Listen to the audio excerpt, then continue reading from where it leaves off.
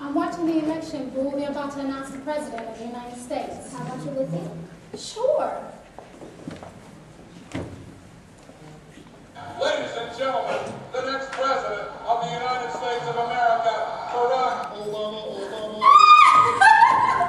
Obama won, Lorie. Oh yeah! Oh yeah! Oh yeah! Oh my God! Obama won.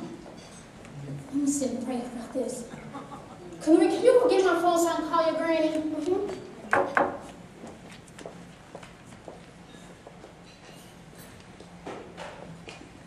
I remember that moment.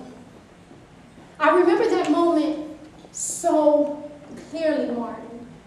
It was November the 4th, 2008. That was the day your dream became a reality to me.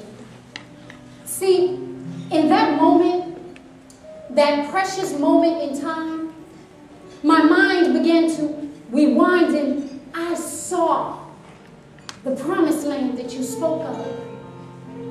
I immediately became conscious of your words and the role you had to play in history, the speeches you had to deliver, the sermons you had to preach, the march you had to walk, the jail time you had to spend in solitude. The civil rights movement was your commitment in life for peace, justice, equality, and freedom. And it took me years to understand why you had to leave us. I began to envision Moses leading a stiff-necked people who wanted to change, but mentally remained the same. And yet he was required to lead the people to a land that was promised. Martin, I see Moses in you. I began to understand the biblical roles of Aaron and Joshua, Elisha and Elijah, Malcolm, Moses, Jesus, and Lazarus. Lazarus, which represents and symbolizes a people who was once dead, but has risen through belief and faith. I see their will, their purpose, their passion, their mission, their vision, their wisdom in you, Martin. You know, I had a dream. I had a dream that very night, November the 4th, 2008, that we walked into the White House. And when the people questioned, who sent you? My response, our response, was I am sent me. I am whoever an individual wants to be, and it is. I am sent me. See, Martin, the great thing about being in this moment, during this time, is that I was able to see your dream becoming reality. Because when I saw Obama hold hands with Biden and Michelle embrace Jill, when both families walked on that speech following his victory, I was in the moment. I was there, 1963, when you said,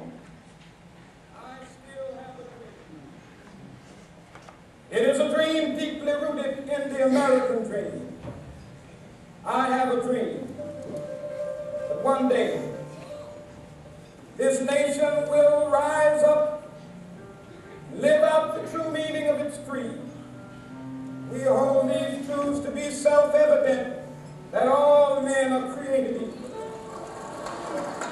I have a dream that one day on the red hills of Georgia, sons of former slaves and the sons of former slave owners will they be able to sit down together at the table of brotherhood. I have a dream that that one day, my 4 little children will one day live in a nation where they will not be judged by the color of their skin, but by the content of their character. I have a dream today.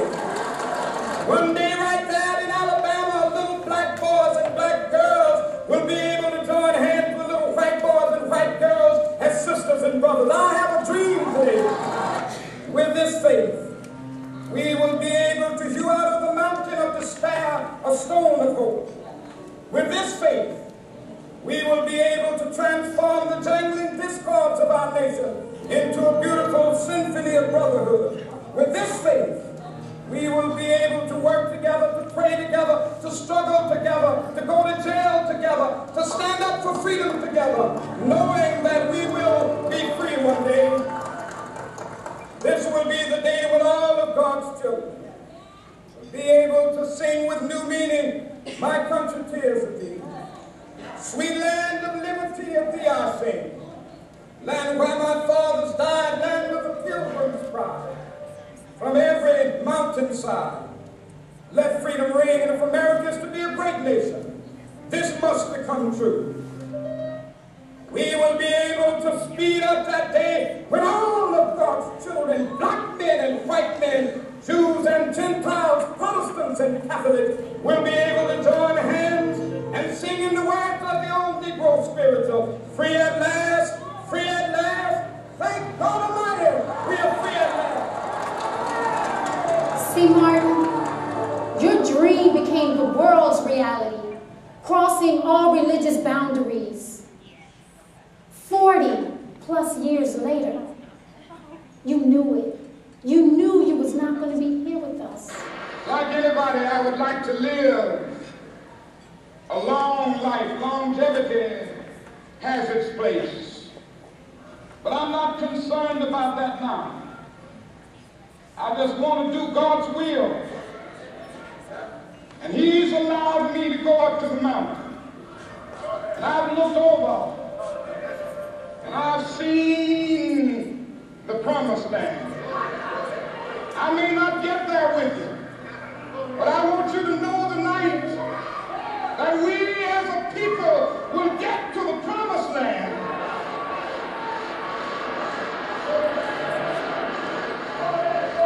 So I'm happy tonight. I'm not worried about anything. I'm not fearing any man.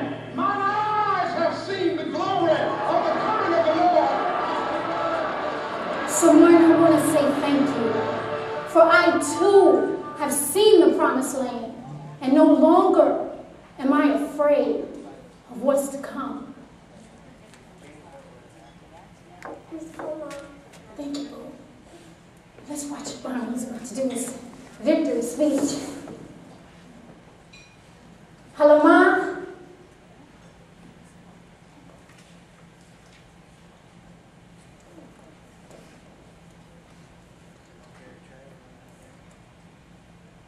Thank you.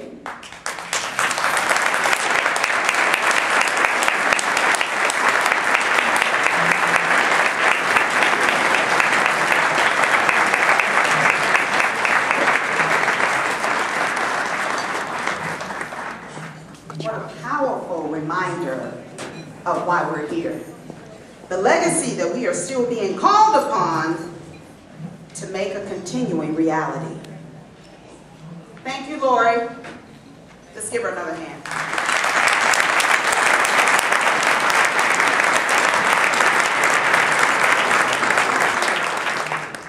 Well, now it is time for our lunch, and so we invite you to